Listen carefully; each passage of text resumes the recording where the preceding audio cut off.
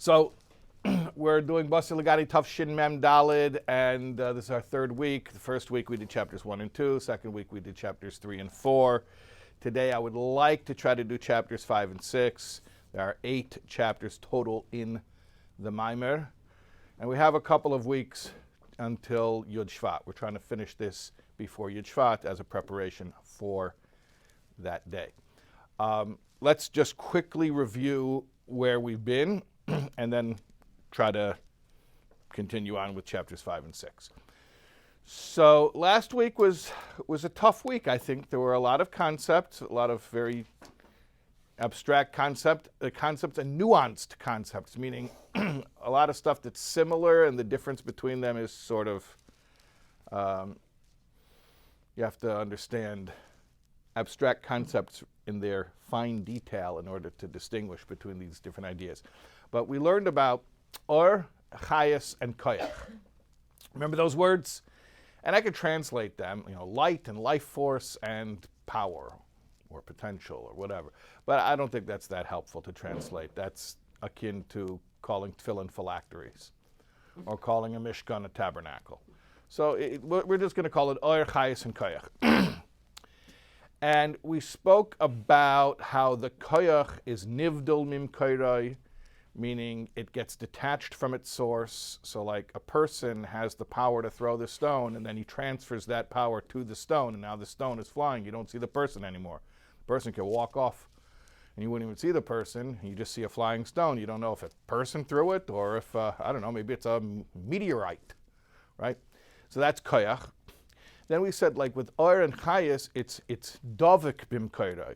There's always an attachment to the source. In other words, if you see a ray of sunlight, you can trace it unobstructed to the sun. Like, if you can't trace it to the sun, then you're not seeing the sunlight. You get what I'm saying? But then between oir and chayus, we said there's a difference. That oir is not bislapshus, chayus is bislapshus. Bislapshus means that it's invested in the thing. So like oir, light, you can shine a light into a room. The light's just doing its own thing. The light doesn't care what it's shining on. And it doesn't work any differently based on what it's shining on. Like whatever's in the room is in the room, and that's what the light is going to light up. And it's not having a relationship with the stuff that's lighting up. Chayus, life force, is bislapshus. It invests itself into that which it is enlivening, and therefore it takes on the form of that which it enlivens, and it gives it the proper voltage so it doesn't blow the circuits and all that stuff. And the paradox, the surprise that we learned last week is that even though Hashem enlivens the world in a manner of chayus, I mean, he does all these things, or chayus and koach, they're all true. But this chayus, this divine life force, although you would think it itself is affected through its relationship with that which it enlivens, it is somehow transcendent and it's unaffected. So it affects without being affected. That's what we said. Okay, I know that's like very lofty stuff, but that's what we spoke about last week. I mean, you're okay with that? More or less? And if we want to really simplify it, to make it really, really, really, really, really simple, what are we talking about? We're just talking about the fact that creation as we know it, the world as we know it, is a product of divine energy. And we're just talking about different ways of describing that divine energy and the way that it acts upon the creation and brings about creation. These are just different perspectives for looking at, or different models perhaps, of looking at the way that Hashem makes the world. Okay? Chapter 5. Okay. Ach tzorich lahavin. But we need to understand. Can't leave well enough alone. We need to understand something better.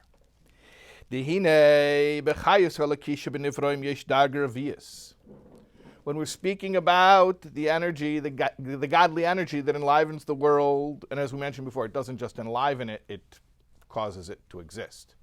Those are two different things. This divine energy which creates and sustains the world, there's a fourth level. You are Overwhelmed with the three levels. Why am I projecting? I was overwhelmed with the three with the three levels. But it wasn't enough three levels. There's a fourth level. Yesh Darga Revius, there's a fourth level. Bechinas Shem. And we call it Shem, which means name. Name. So now we have chayus, koach, and shem. Light, life force, power, and name. What do we mean that there's a way that Hashem enlivens the world that we refer to as name? Well, without even reading the next line, many of you may be familiar with the concept of divine speech, that Hashem speaks the world into being. And if you ever learned the second volume of Tanya, we just finished the first volume of Tanya in our Monday Tanya class, but in the second volume of Tanya, Shari Yichud Ve'amunah, it speaks all about this concept of how Hashem speaks the world into being. He takes the 22 letters of the holy Hebrew alphabet, and those are the building blocks of creation, and he sort of plays Scrabble with the Scrabble tiles and creates the formulae for different created beings through arranging different combinations of the 22 letters. And that creates the pathway for the life force for distinct created beings. Okay, let's read the actual mimer. All right. Ukiyadua, and as it is known, Teres Baal Shem Tov Shehuva b'Shari Yichud Ve'amunah, the teaching of the Baal Shem Tov that is brought in Shari Yichud Ve'amunah. Shari Yichud Ve'amunah, like I just said, is the second volume of Tanya. It deals with cosmology, with the nature of the origin of creation. So there's a teaching of the Baal Shem Tov that is brought in Shari Yichud Ve'amunah, Shais, that the names shall kol hanivroim sheba olam, of all the created beings in the world, Hein Isis Hadibar, are letters of divine speech, Hamishtalshlois, which devolve forth Ma'asara Ma'amoris from the 10 utterances, right? God said, let there be this, let there be that. 10 utterances, pronouncements of creation in Genesis. Shabbat Torah, that are recorded in the Torah. Ayadei, and how does all these let there be's turn into all the names of every individual created being? Ayadei, through chiluf and v'temuris chulu, through changing around the letters, like I called it before, the Scrabble tiles or the anagrams. Okay, so it's like, I'll give you a crude analogy. You know, on the periodic chart of elements, you only have so many. I don't remember how many there are. Any nerds here? No, at least not the right kind of nerd. All right, someone could Google it too. I don't know how many elements are on the periodic chart of elements, but you want to know something? It's not that many, but from those you can go combine them into all the different molecules that we have, and that accounts for basically every material under the sun, right? So you have a certain amount of building blocks, but you change those building blocks around, you can get limitless results. Okay, so a similar concept. There are 22 energies, each of the 22 letters of Lashon HaKodesh for the Holy Tongue are distinct energies, and that Hashem just combines those letters to create different things. All right. So this is the concept that Hashem creates through speech, and not just speech, but specifically by saying the names of the things, and then they exist. Like Vayemer Elokim Yehi Or Vayehi Or, and Hashem said, "Let there be light," and there was light. Okay, so that's recorded in the 10 utterances. That's one of the 10 utterances. Let there be light is one of the 10 utterances. But you know what? Through using the building blocks that are in the 10 utterances, meaning the 22 letters, we get all the different things that are not mentioned explicitly in the Torah. Okay. V'yadua gam Torah sarava magid. Notice a trend? Any people good at pattern recognition? And it is known the teaching of the Magid, meaning the Mezritch Magid, the Talmud, and the successor of the Baal Shem Tov. You notice this? He just mentioned the Baal Shem Tov. Now he's mentioning the Magid. He's going through. Remember, this isn't the inaugural address, but it's the anniversary of the inaugural address. And this is the Rebbe sort of renewing his commitment as the leader. So in that address is always the mention of the whole chain of leadership. Okay. So the Magid said, Ala Posik, There's a verse that everything that the person called every living thing, that's its name. So Adam Arishon, the first man, identified, and I'm going to use the word identify even though that's a spoiler, the names of every living thing. In other words, every language has a name for, let's say, water. Sure. In English, water is water. You guys are so smart because that could have tricked you. But you know what? It's just convention. It's just an agreement that we call it water. And another group of people call it agua. And some people call it O. And some people call it Wasser. And those are just agreements. It's just social convention. But the fact that it's called Mayim, that's its actual name. So when we say, it says in Torah that Adam named the animals, it doesn't mean he came up with names for them, because he's not the only one who did that. Everyone in every language came up with names for everything. It means he identified the combination of letters that were yielding this particular created being and correctly called out the name. So the Maggid says on the verse that Adam named all the animals, that the names that Adam called all of the animals, like it says, this is the wording of the Medrash Tanchuma. Adam said, it is good to call it a shor, which was a good thing. You know why? You know why it was a good thing that Adam said, this thing is good to call a shor? Because that's what it was. Very good. It was a shor. Very good. A shor is an ox. Heim hachayus shelahem. This is their life force. So he was actually accurately identifying the combination of energetic building blocks that was creating these distinct created beings. And according to this, he explains the saying of our sages, also from the Medrash Tanchuma.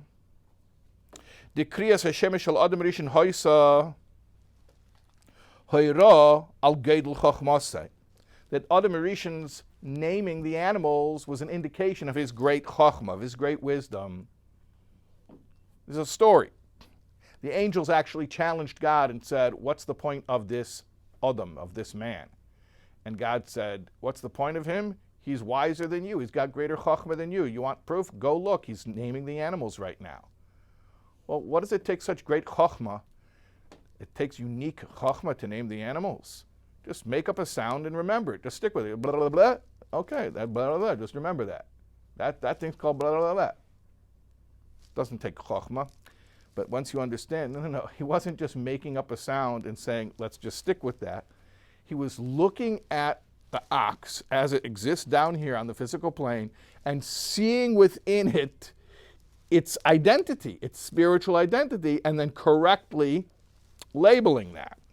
Is that the same energy that parents receive when they... So you're going to ask, is that the same energy that parents receive when they name their children with Ruach HaKodesh? So there's a concept of a shem klali and a shem prati. There's a name of what we call min and a name of an ish. Ish means a person, but it doesn't mean a person so much as it means an individual. A min means the species. So shor is not the name of a particular shor. It's a name of all oxen. Elsie is a particular cow. Elsie the cow. Okay? So we're going to get to that. We're going to get to that. Great question. And Hashem told the angels, his chachma, Adam's chachma, is greater than your chachma. And what's the proof? Or let me finish the sentence. Shel malachei asharis, of the ministering angels, Hashem told the ministering angels, he's got greater chachma than you. What's the proof? He's capable of naming these animals correctly. The fact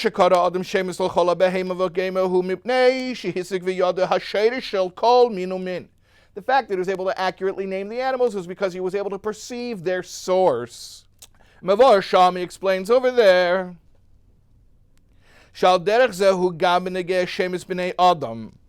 In a similar way, the names of people. Is that what you were asking? Not just the name of the species, Adam, which in the case of human beings would be Adam, Ella, but rather Gam, also Hashem is haprotiim, the individual names. What does he say? What does the Maggid tell us about people's individual names? Shishmoi haproti shekol echad v'echad hu chayus, that the individual name of each person is their chayus. That is the channel for the life force that enlivens them. And so you ask about parents naming their children. Yeah, what's Ruach HaKodesh about it is not that they make up a name for their child, but they identify the name that this child already has. There's a channel of divine energy that takes this particular pathway of this formula, of this combination of names. By the way, it also says Shara Yichud V'Amunah, I think in chapter 11, or maybe it's in chapter 12. It's in 11 or 12. That the way the letters are written, meaning the shapes of the letters, is a visual representation of the energy flow. Meaning each of these building blocks is a different pathway. It's a different way for the creative energy to enter the world. And that's why they're written differently. They have a different appearance. They're almost like ideograms in a way. Okay, so Adam named the animals, we named them species. He correctly identified the names. The Maggid says that this was him seeing their source, and in fact, people's individual names is the same thing. It's identifying the source. Yeah. So who created language? What? Who created Lashon HaKodesh? Who created this language, Lashon HaKodesh? Meaning, I know that, as you said in the beginning, Hashem spoke the world into So Hashem spoke the world into being with Lashon HaKodesh. In other words,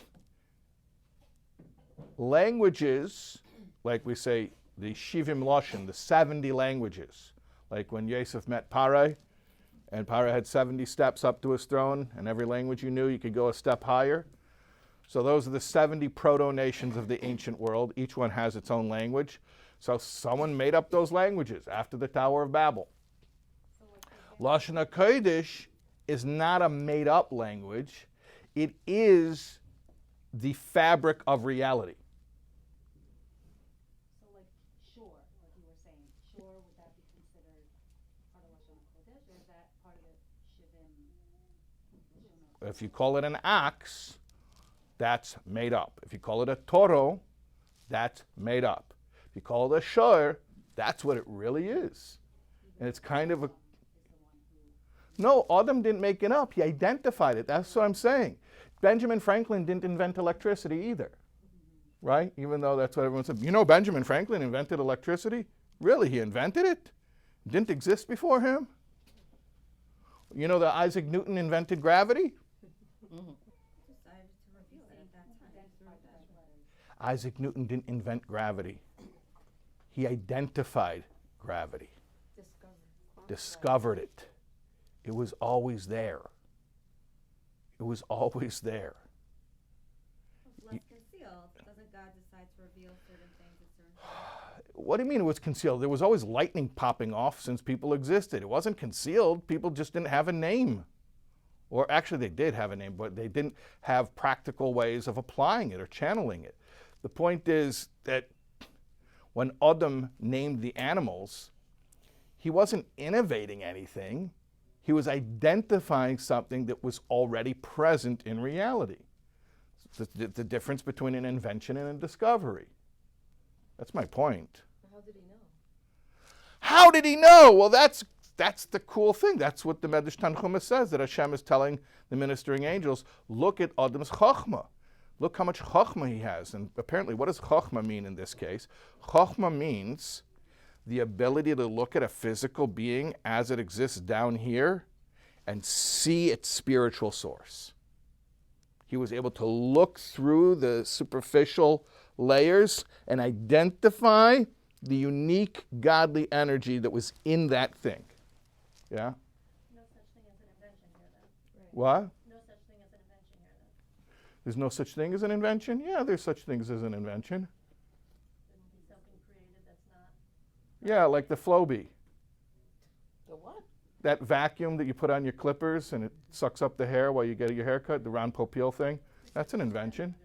It's an innovation. Abraham Lincoln didn't have a Flowbee. If Abraham Lincoln had a Flowbee, he would have had a better haircut.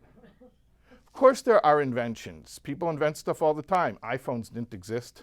Right. When I was a kid, you know, if you got lost, you had to go borrow a quarter or you had to do the collect call. You know the collect call thing that we used to do? Oh, yeah. Okay. Of course there are inventions. Person-to-person call. And in fact, you want a great example of inventions? Every language in the world, except for Lashon HaKodesh, is an invention. Because people came up with it. They came up with it. All right. Now, we've been discussing different ways of describing Hashem's creative energy. We had 3 terms, or, chayus, and koach. Now we introduced a 4th term called shem, which means the name. And that means that Hashem speaks the world into being, and he speaks individual beings into being, and that's why each individual being has a special, unique name in Lashon HaKodesh. So far, so good? Yeah, it seems like from our Yeah. or my perspective or something, I can connect, or we hear all this lingo on Yeah. manifestation. Yeah.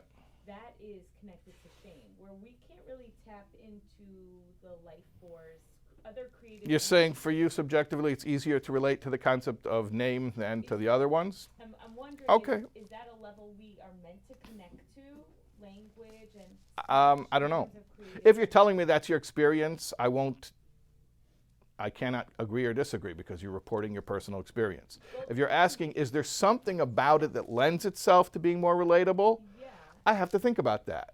and are we meant to But I'm not going to think about it right now. Okay, Are and? we meant to tap into these creative energies? Right now, I just want you to know about them. Okay.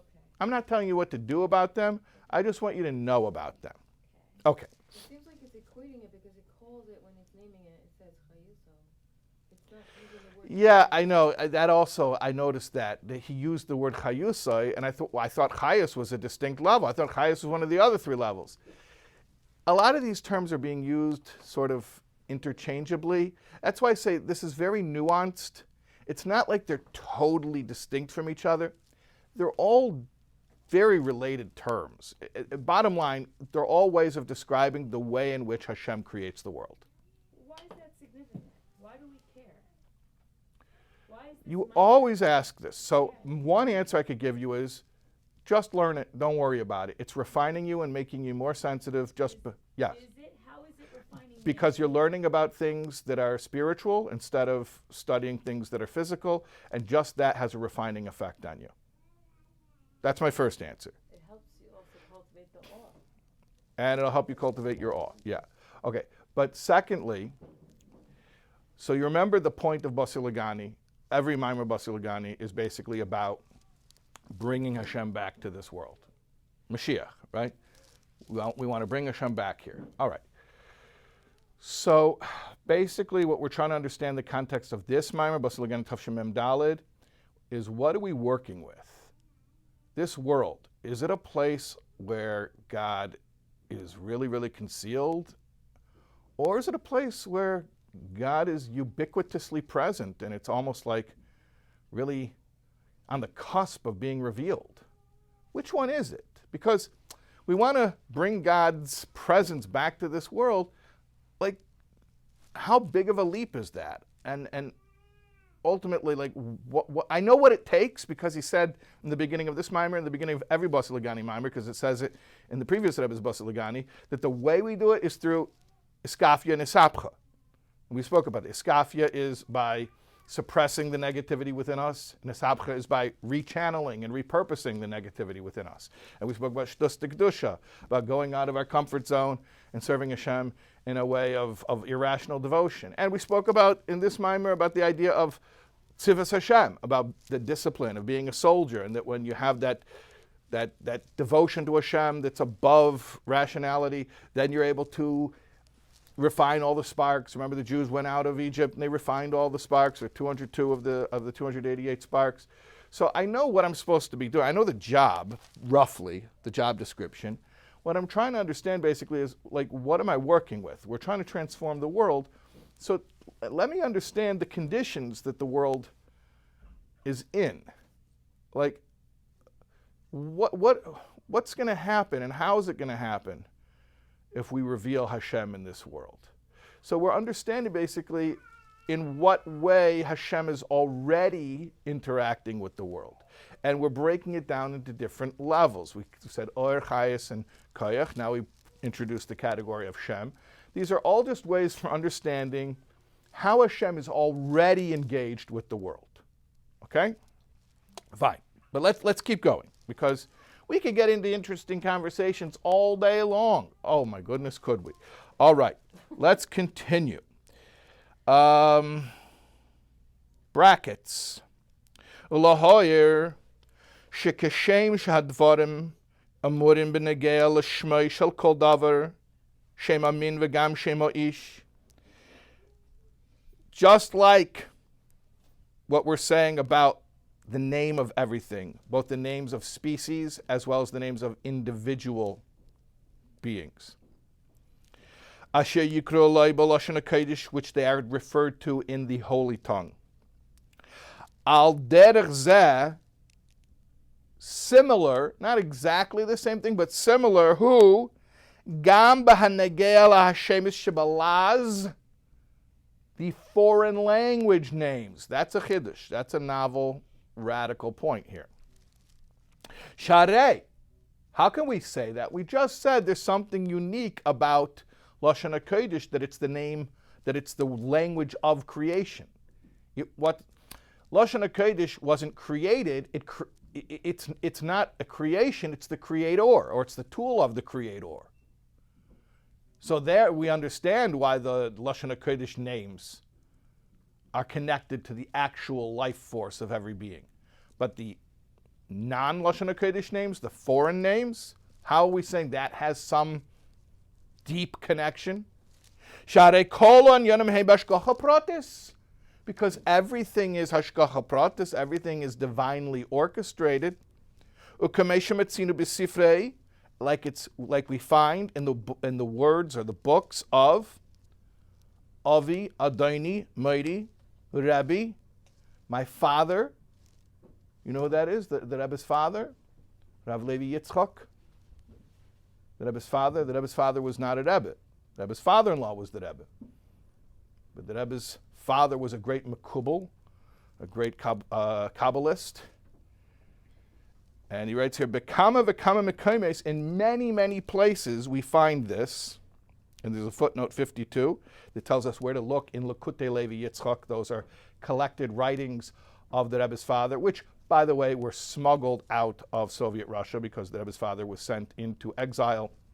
And it was only with great sacrifice that the Rebbe's mother, Rebbe Tzimchana, smuggled out those writings. Shemedayik, that he is precise, gam b'shemis shebalaz, regarding foreign names, v'leimed mehem inyanim chadoshim, and he learns new insights from these names, v'hoyrois b'avedas Hashem, as well as direction in how to serve Hashem. The Rebbe's father, like I said, was a Kabbalist, and his style of teachings, it's very difficult to study. It's a very unique style, but basically, you'll see some of the letters, for instance, that the Rebbe's father would write to the Rebbe. He'll write to the Rebbe, and he'll take details of whatever the situation is and break it down, like the date, the day of the week, or I'll write to the Rebbe a birthday letter, and you're turning 36, and this is the significance of the number 36. every single detail, and this is the name of the parsha this week, and this is the name of the month this month. The Rebbe's father's style is to take every detail and to unpack Kabbalistic significance from it. And you see that he followed this methodology even in the darkest of times. There's a reshima, like a journal entry that the Rebbe's father wrote when he was arrested. I mean, he was arrested by the communists. That was not a fun thing. And yet, at that time, he was reflecting on the significance of every detail of his arrest and his imprisonment. And he writes about the significance of the day of the week and about the significance of his name, and his name Levi and his name Yitzchak, and his mother's name, and all the different details of his life. He was reading it and saying, it's all hashgacha pratis, it's all connected to this situation. And then he even includes in that foreign names of like cities where he was in exile. And these are not Lashon HaKodesh names. These are, I don't even think they're Russian names. I mean, he was in Kazakhstan. That's where he passed away. But I don't know where Chile is. Doesn't sound like a Slavic name. Maybe it is a Slavic name. But he was in exile in a place called Chile. And he talks about the significance of that name. At any rate, the point is that Rebbe, first of all, you see how the Rebbe mentions all of his predecessors in the BASI LEGANI Maimer. So it's also a way of the Rebbe working in his father's name, because although the Rebbe's father was not a Rebbe, the Rebbe had a very special relationship with his father, not just as a father and a son, but you can't really call it Rebbe and Chassid because his father wasn't a Rebbe, but it was a real teacher-student connection.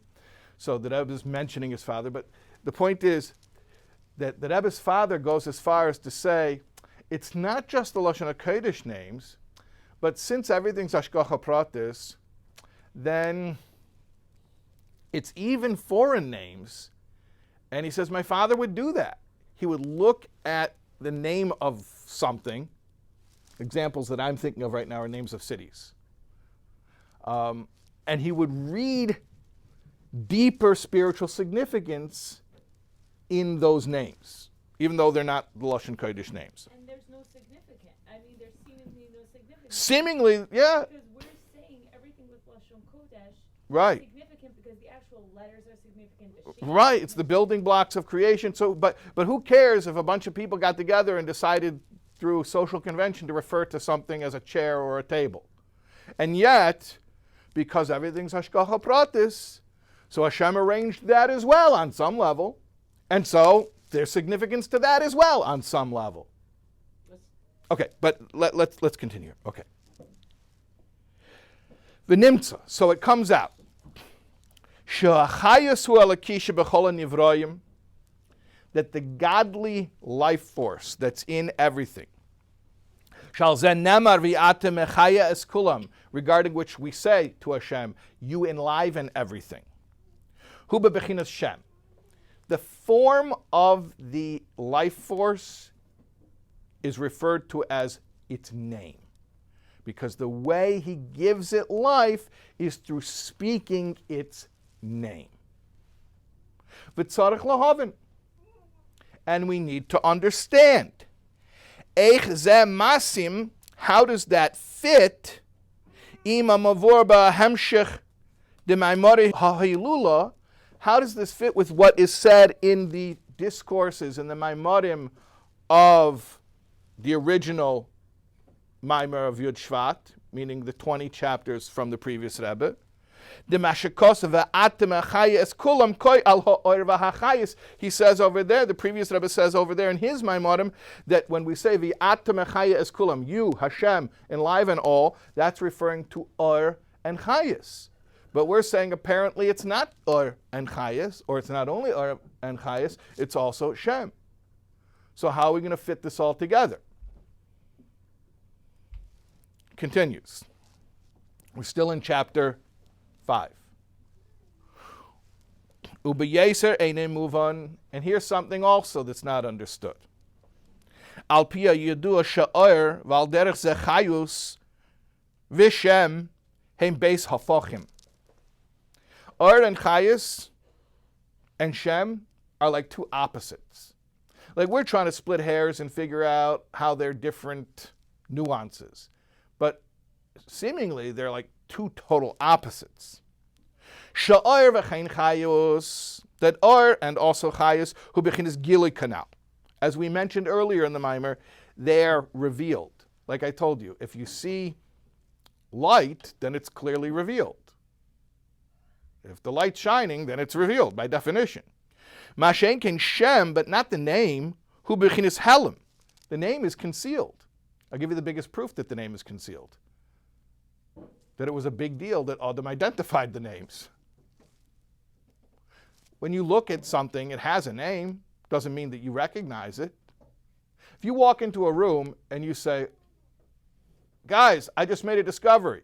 The lights are on. Yeah, no kidding, Sherlock. Of course the lights are on. Everyone can see. If the lights are on, we all could see the lights are on. Or I'll make it even more absurd. You walk outside and you go, guys, the sun is shining.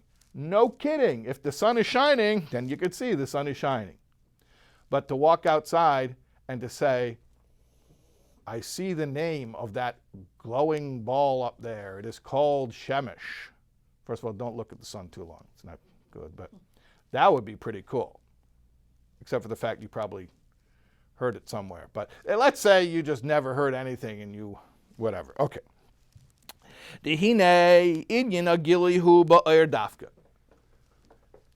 When we speak about revelation, meaning God's energy that is revealed, that really is best described with this term oir, which we call light. Here's a concept. If you learn this, you'll come across it fairly often. Ha'oir hu me'ein ha'ma'oir. The light is similar to the luminary. You know what that means? It's very simple. It just means that light is pretty indicative of the qualities of the source of the light. In other words, sunlight is pretty indicative of what the sun is. Or, the light is me'ein, is similar to the ma'ir.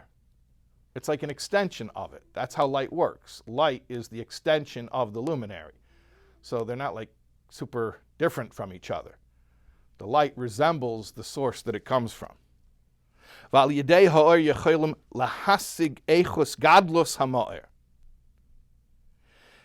through the light, you can ascertain the greatness of the luminary.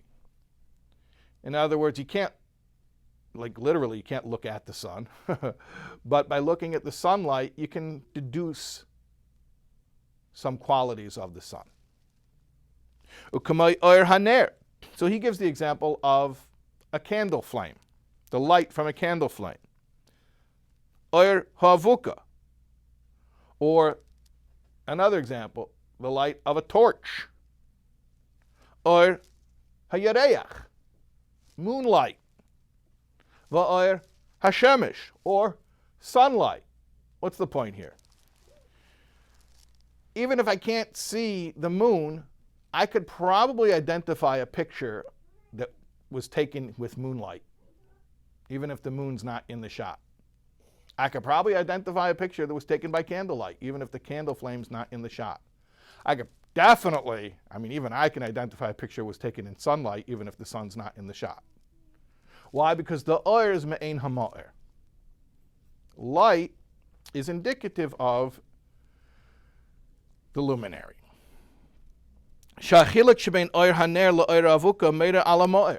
The difference between candlelight and torchlight shows you the difference between a candle and a torch.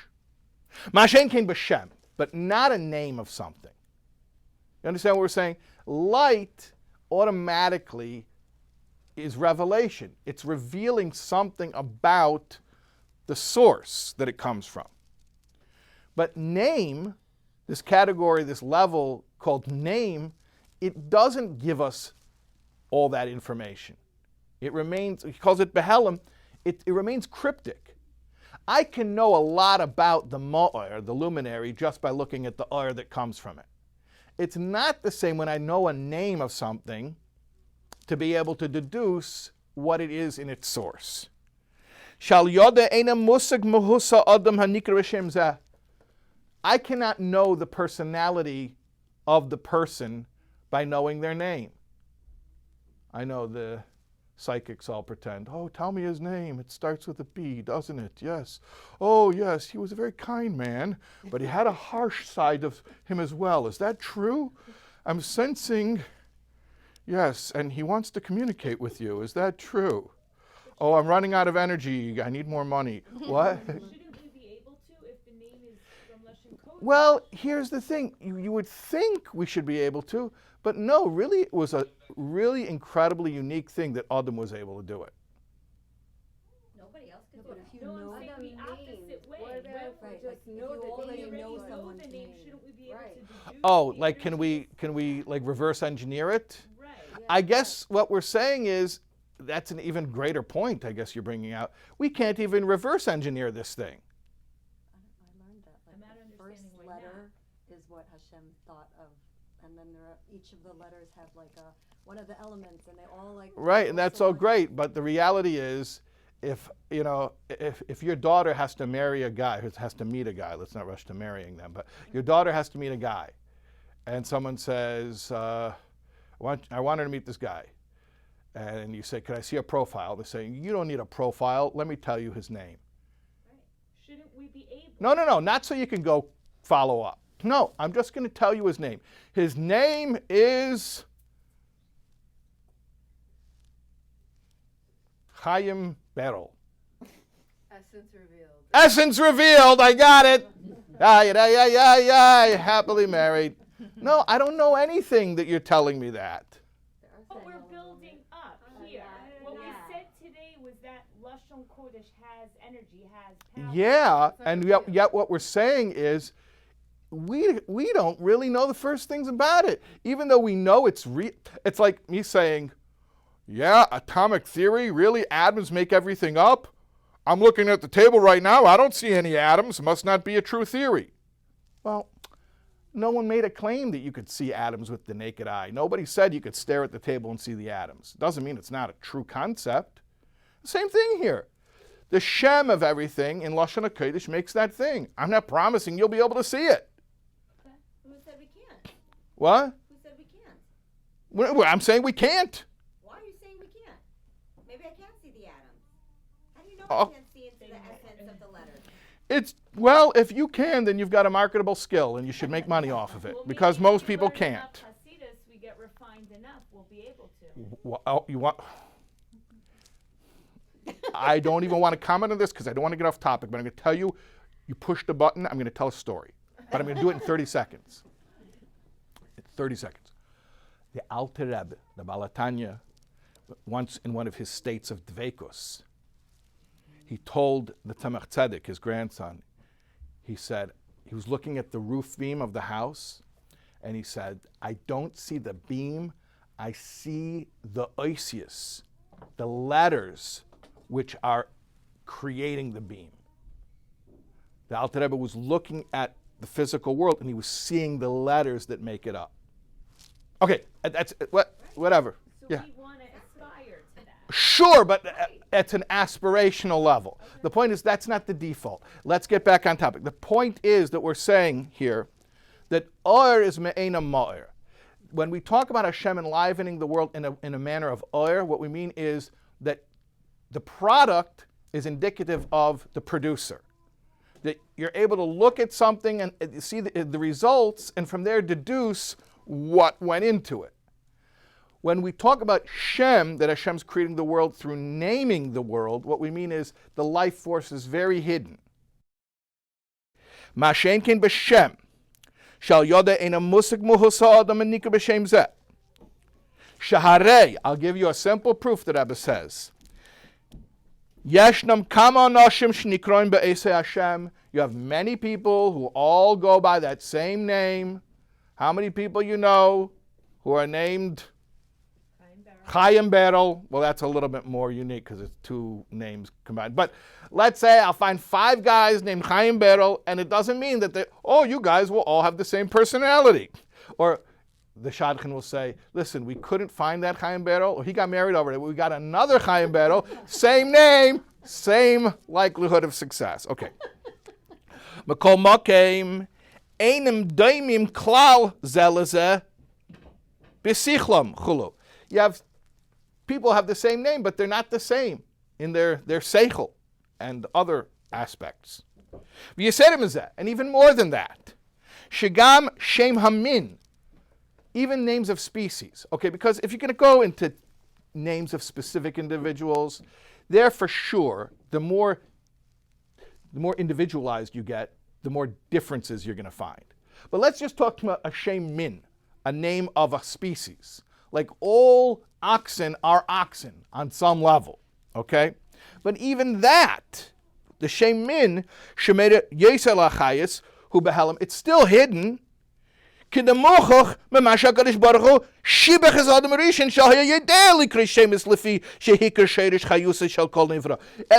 from the story in the Medrash, where Hashem was praising Adam as having the ability to identify those names. If those names are so obvious, then it's not a big compliment to say Adam was capable of identifying them.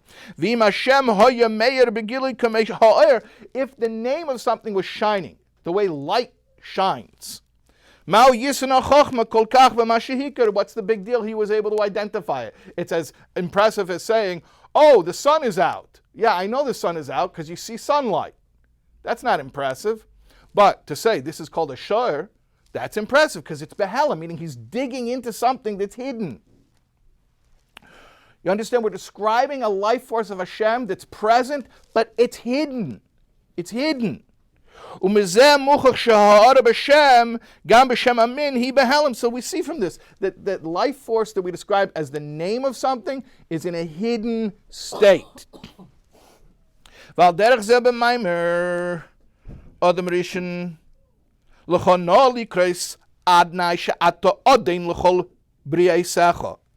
Similarly, when Hashem gets his name, so to speak, from Adam, Adam says to Hashem, you should be called Aleph Daled Nun Yud because you are the Adain, you are the master of all of your creation. So Adam named Hashem. Well, Hashem had that name before Adam named him, but Adam was able to identify God's name, or at least one of God's names. The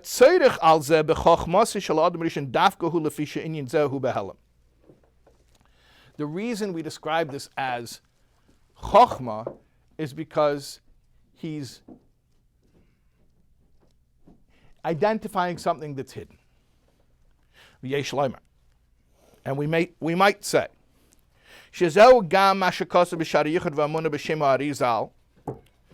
is also related to what it says in Shari Yichud V'Amunah, in the name of the Arizal.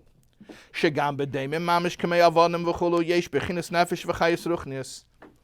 Arizal is quoted in Shari Yichud V'Amunah as saying that even an inanimate object has life in it. How can you say a stone has life in it? I mean, today with atomic theory, everybody knows that there's massive energy in all matter. But I understand a deer is running around, prancing around, it has life in it. A stone has life in it? We're saying yes. The Rebbe says like this. When the Arizal says that something is a daimim means silent, inert, inanimate. He's not just describing its physical state. He's also describing its spiritual state.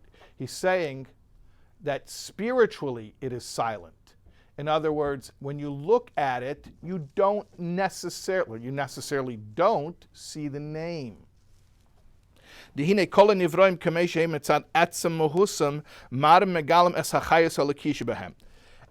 that exists reveals godly power. Because if it didn't have godly power, it wouldn't exist.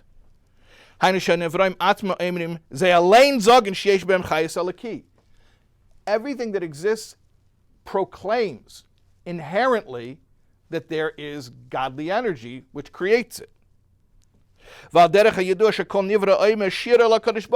Similar, the concept that every created being sings a song to Hashem. What is it? Sings a song. What key is the song in? It's not a musical song. It means that everything exists as a reflection of the divine power, and its very existence proclaims and extols the power of the Creator. However, and yet we have things that are inanimate, silent. Daimim literally means silent.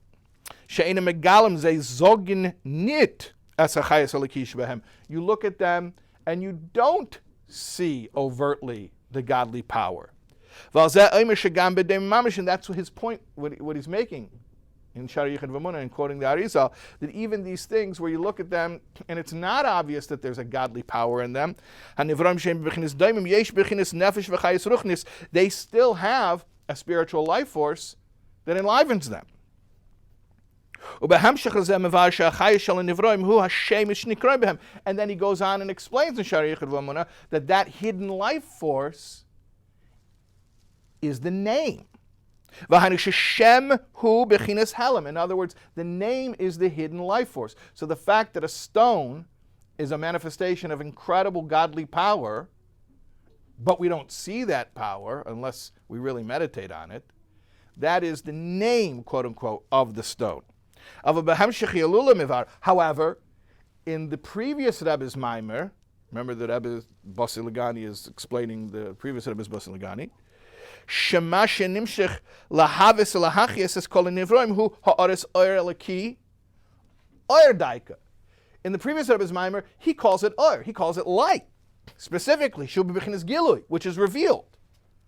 So which is it? Is it oyer, light, which is revealed, or is it shem, name, which is hidden? In other words, the way Hashem is creating the world, is it like light, which reveals the luminary?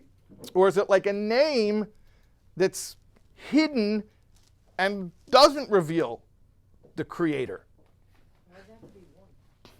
Well, what do you think the answer really is?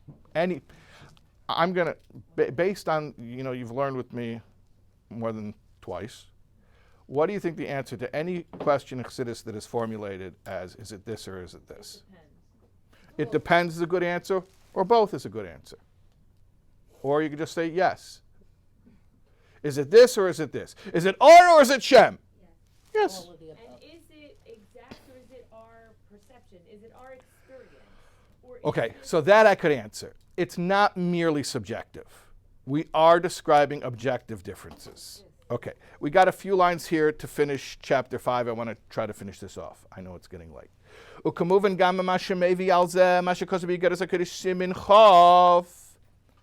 also understood that the previous Rebbe brings from Igeres HaKadosh Siman Chof. That's the Alter Rebbe, not from Shari Yichud V'Munah, but from another section of Tanya, from the 4th volume of Tanya, letter number 20 from the Igeres HaKadosh.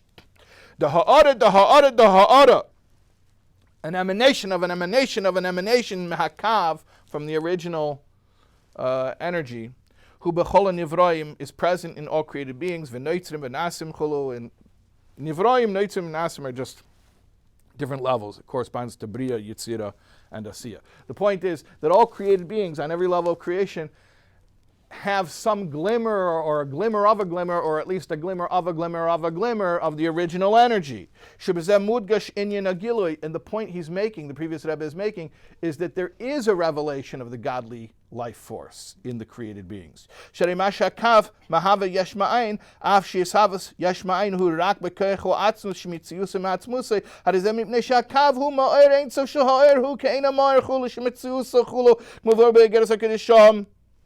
In other words, only God's essence can create something from nothing.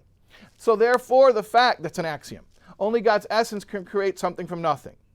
In the in-between levels of the spiritual realms, it's not something from nothing. But something from nothing is only God's essence. The fact that something from nothing can be created on any level of creation really means that God's essence is present on every level of creation. So it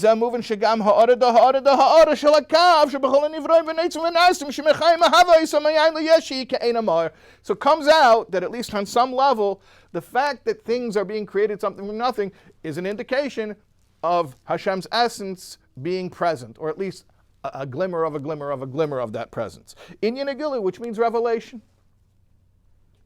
So is it revealed or is it concealed? Is it or is it Shem? And the previous Rebbe goes on and continues to explain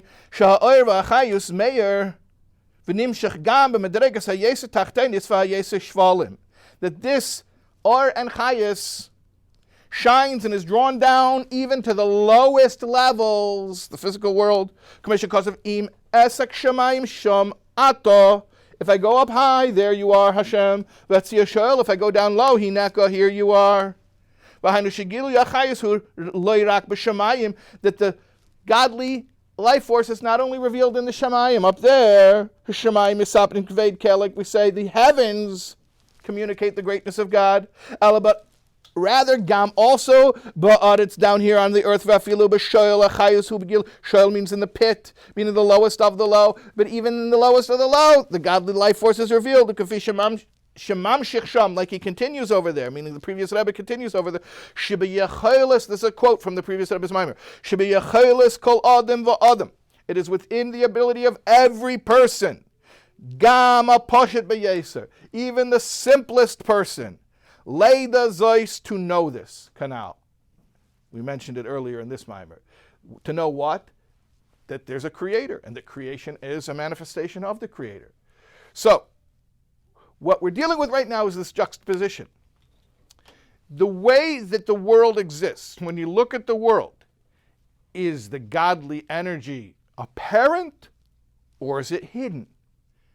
Or means the godly energy is apparent, and that every person, even a simple person, can identify it. Shem means, no, it's not apparent. It's hidden. It's hidden, and we don't see it. Now, the reality is, they're both true. And we need to know about both. We need to know about the godliness that the world is a testimony to, that when you look at the world itself, the world is a testimony to a creator. But we also need to know about the godly life force which is hidden in creation. And it takes faith to even admit that it's there. And again, why do we need to know this? First of all, it just refines you and makes you more sensitive and spiritual to know that this stuff exists. But also, like I said earlier, the BASI LEGANI Maimer is always about this project, the project of the seventh generation, to bring Mashiach, to reveal Hashem in this world. So I got to know what this entails. What am I working with? How revealed is Hashem already? How hidden is Hashem? Get what I'm saying? Okay? Heavy stuff, you guys. You deserve, I don't know, some type of a prize. Okay, thank you. Thank you. Thank you.